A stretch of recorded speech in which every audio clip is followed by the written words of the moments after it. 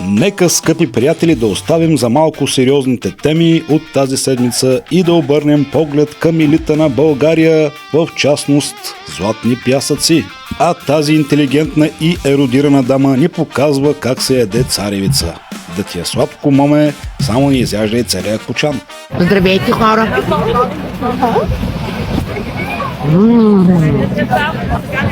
Вика, значи е сладко явно. Страхотни царевици продават на плаза. What the fuck? В златните. Заповядайте да ви е сладко и на вас. Благодарим сърдечно за поканата, само внимавай пак с кочана.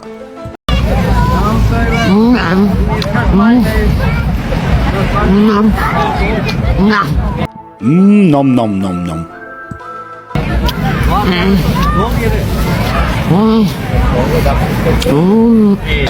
Лекенко душата, че се задавихме.